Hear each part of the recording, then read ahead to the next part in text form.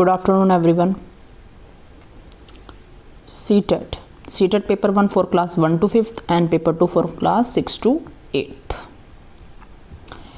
Factor and multiples, divisivity rule, HCF and LCM, prime and composite, prime factors, number pattern, test of divisivity rule और MCQs का आपको practice करनी है.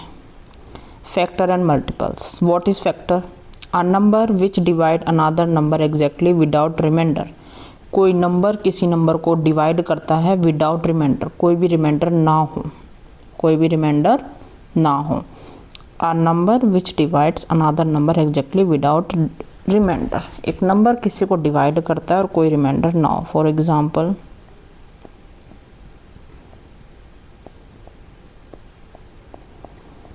10.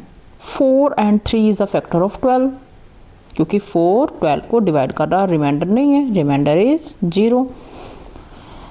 4 and 3 are factors of 12. Multiples, a number obtained by multiplying a number by a natural number. एक number obtained होता है multiply करने के बाद. मल्टीपल्स आपके टेबल्स होते हैं. अगर आप उसी डिजिट का टेबल लिख रहे हो तो वो आपके मल्टीपल्स हैं. आपका 5 है, 5 के मल्टीपल्स लिखने हैं तो 5 का टेबल लिख दो. So on. फैक्टर्स जो डिजिट को कम्प्लीटली डिवाइड करके रिमाइंडर 0 होता है. मल्टीपल्स आपके फैक्टर्स, मल्टीपल्स आपके उस डिजिट का टेबल होता है, वो आपके मल्टीपल्स होते हैं. टेबल मीन्स आप 5 1 जा, 5 2 जा, 5 3, 5 4, 5 6, 5 10 मल्टीप्लाई 5 मल्टीप्लाई 11, 5 मल्टीप्लाई 12, ये आपके मल्टीपल्स होते हैं. फैक्टर देखिए, 12 के फैक्टर क्या है? 1 2 3 4 6 12. क्यों? 1 के टेबल में भी 12 आता है, 2 के में भी आता है, 3 में भी आता है, 4 के टेबल में भी 12 आता है, 6 के टेबल में भी 12 आता है, 12 के टेबल में भी 12 आता है. तो ये आपके फैक्टर्स हैं. मल्टीपल्स होते हैं आप उसका 4 का आपका टेबल लिखना है, ये आपके मल्टीपल्स हैं. 1 is a factor of every number. सबसे ज़्यादा इंपॉर्टेंट है 1 is a factor of every number. 1 एक ऐसी डिजिट है जो सभी का फैक्टर होती है. 1 एक ऐसी डिजिट है जो सभी के फैक्टर होते हैं.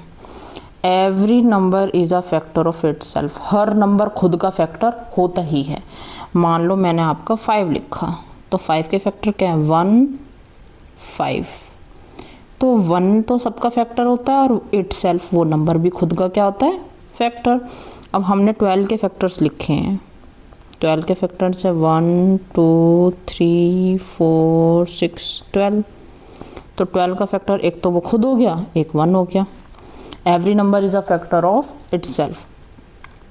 Factor of a number is less than और इक्वल टू डेट नंबर. जो फैक्टर होता है नंबर का लेस देन और इक्वल टू डेट नंबर, उस नंबर से या तो कम होगा या उसके इक्वल होगा. देखिए आपके 12 के फैक्टर्स क्या हैं? 12 के फैक्टर्स आपके हैं 1 2 3 4 6. ये सब 12 से लेस हैं और इक्वल टू 12 भी तो था, और ये 12 के क्या है? इक्वल. तो factors, every factor of a number is less than और इक्वल टू डेट नंबर. इसके नंबर के क्या होता है? Equal. Every number is a multiple of 1. Her number 1 का मल्टीपल होता है. Every number is a multiple of 1. Her number 1 का मल्टीपल होता ही है, क्योंकि हर नंबर का फैक्टर 1 होता है तो मल्टीपल नहीं होगा. 7 1 6 into 1 6, 5 into 1 5, 12 multiply 1 12. Every number is a multiple of itself. Her number 1 का भी मल्टीपल होता है और हर नंबर खुद का भी मल्टीपल होता है.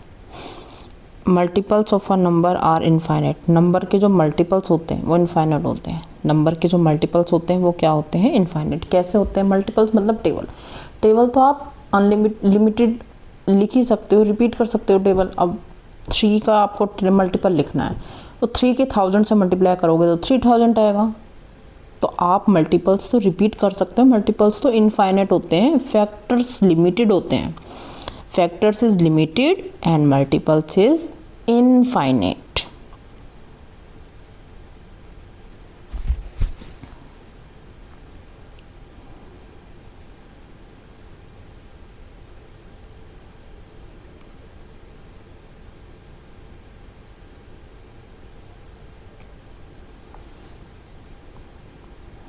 ये आपके 36 के फैक्टर है, 1 2 3 4 6 9 12 18 36, ये आपके क्या है फैक्टर। तो टोटल फैक्टर कितने हुए 9, 48 के आपके फैक्टर से टोटल फैक्टर्स हैं कितने 10। प्राइम एंड कॉम्पोजिट, देखिए prime number a number greater than 1 that has exactly 2 factor. Prime number क्या होता है, a number greater than 1, prime number 1 से बड़ा होता है और जिसके 2 फैक्टर होते हैं। देखिए 11 आपका 1 से बड़ा है और फैक्टर कितने हैं 2, कितने फैक्टर हैं आपके 2। तो प्राइम नंबर क्या होता है, जिससे which is greater than 1 and exactly has 2 factor, जो 1 से बड़ा होता है जिसके 2 फैक्टर होते हैं। कॉम्पोजिट नंबर जिसके factor greater than 1 but factor ज़्यादा होते हैं। Greater than 1 has more than 2 factors, जिसके फैक्टर्स 2 से ज़्यादा होते हैं। 1 is neither prime nor composite. 1 एक ऐसा यूनिक नंबर है, नाइदर प्राइम नॉर कॉम्पोजिट, ना ही तो प्राइम होता है और ना ही 1 कॉम्पोजिट होता है। 2 is the only even prime number. 2 जो है वो प्राइम तो है बट वो इवन है। सारे prime numbers 1 is neither prime nor composite, बाकी जो प्राइम नंबर्स होते हैं वो सब ऑड होते हैं but 2 is only even prime number. Again I repeat 2 is only even prime number. This is your 2.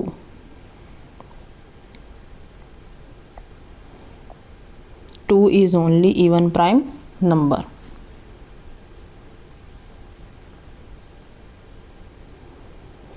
Prime number 2 to 10, 2 3 5 7, 2 से लेकर 10 के बीच में क्या क्या प्राइम नंबर है 2 3 5 7। 11 से 20 तक 11 13 17 19 ये आपके प्राइम नंबर्स हैं। ये सब आपके 21 से 30 तक के 23 29 31 से 40 तक के 31 37 41 से 50 के 41 43 47 ये आपके सब की क्या है। 91 से 100 का है 97, 81 से 90 का है 83 और 89, 51 से 60 का है 53 और 59। ट्विन प्राइम क्या होते हैं, ये आपका 3 और 5 है तो आप इनके डिफरेंस निकालो, माइनस करो, आपका 2 आएगा। ये आपके ट्विन प्राइम होते हैं। 29 31 दोनों ट्विन प्राइम है। ट्विन प्राइम क्यों बोलते हैं इनको, जब आप इनको सब्ट्रैक्ट करेंगे आपका आंसर हमेशा 2 आएगा। ये आपके ट्विन प्राइम है।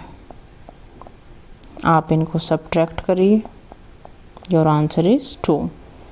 Twin prime always has answer 2। को प्राइम नंबर क्या होते हैं, को प्राइम में HCF 1 होता है। Coprime has HCF 1, they need not be prime themselves. Example 8 and 15 are coprime. 8 और 15 को प्राइम है। को प्राइम क्यों है, क्योंकि उनका HCF तो 1 है। डिविजिबिलिटी रूल मोस्ट इंपॉर्टेंट है, डिविजिबिलिटी रूल। को प्राइम नंबर्स HCF इज 1। जब आप HCF निकालेंगे, अगर आपका HCF 1 आ रहा है तो वो को प्राइम है।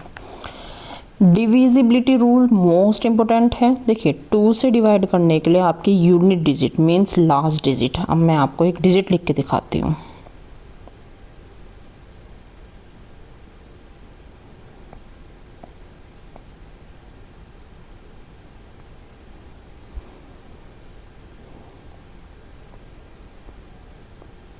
ये आपकी यूनिट डिजिट है, टेंस 100 1000। तो आपकी यूनिट डिजिट देखी जाती है। डिविजिबिलिटी 2 के लिए यूनिट डिजिट 0 2 4 6 8 हो तो वो 2 से डिवाइड होता है। 3 के लिए सम ऑफ द डिजिट, आप इस सारे डिजिट को ऐड कर दो। इन सब डिजिट को आप क्या कर देंगे, ऐड। तो ये आपका ऐड करने के बाद जो वैल्यू आएगी वो 3 से डिवाइड होनी चाहिए। 3 और 9 का रूल सेम है। 3 और 9 का रूल सेम है। आप सारे डिजिट को ऐड कर दीजिए। ऐड करने के बाद जो डिजिट आएगी वो 3 और 9 दोनों से डिवाइड होनी चाहिए। 8 डिजिट के लिए लास्ट के 3 डिजिट,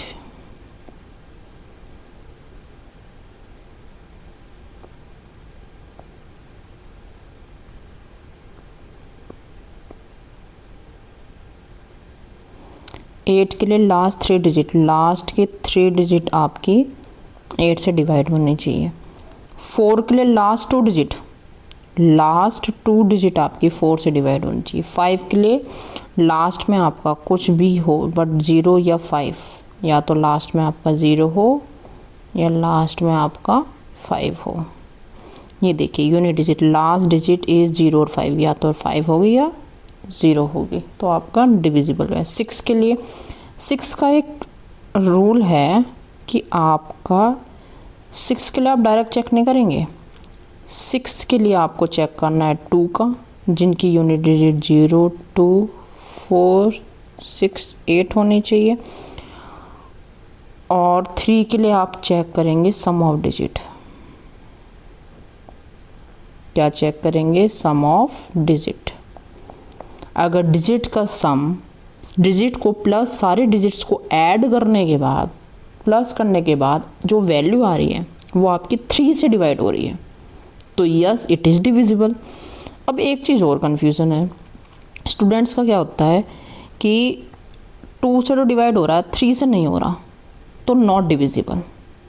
अगर 2 से डिवाइड हो रहा है और 3 से नहीं हो रहा तो 6 से भी नहीं होगा, दोनों से होना चाहिए। 2 से भी होगा, 3 से भी होगा, तो 6 से भी होना चाहिए। Then it is divisible by 6। And now there is a unique divisibility rule. What is this? This is rule of 7। 7 के लिए आपका एक न्यू डिविजिबिलिटी रूल होता है। 7 के लिए आप लास्ट वाले डिजिट को 7 से मल्टीप्लाई, 2 से मल्टीप्लाई करेंगे। लास्ट वाले डिजिट को किससे मल्टीप्लाई करेंगे? 2 से। बाकी आगे जो भी बचा है उसमें से माइनस, उसमें से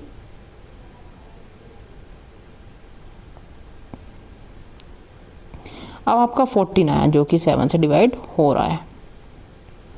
मैं आपको दूसरा एग्जांपल देती हूँ।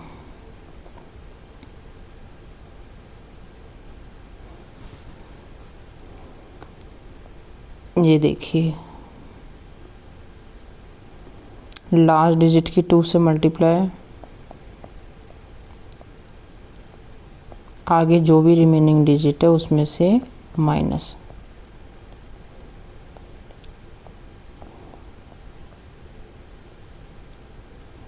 अब आपका 57 आया जो कि 7 से डिवाइड हो रहा है, नहीं होने का, तो not, it is not divisible by 7। 2 का रूल, लास्ट डिजिट इज 0, 2, 4, 6, 8। 3 के लिए सम ऑफ द डिजिट, 3 के लिए सम ऑफ डिजिट, 9 के लिए भी sum of digit. Sum of digit add होने के बाद आपका जो वैल्यू आएगी वो 3 या 9 से डिवाइड होनी। 4 के लिए लास्ट 2 डिजिट डिवाइड होनी चाहिए, 5 के लिए लास्ट डिजिट 0 और 5 होनी चाहिए, 6 के लिए 2 और 3 दोनों से डिविजिबल होना चाहिए, तो 6 से भी होगा। 7 का लास्ट वाले डिजिट से 2 की मल्टीप्लाई, बाकी आगे जो रिमेनिंग है उससे माइनस। 8 के लिए लास्ट 3 डिजिट डिवाइड होनी चाहिए।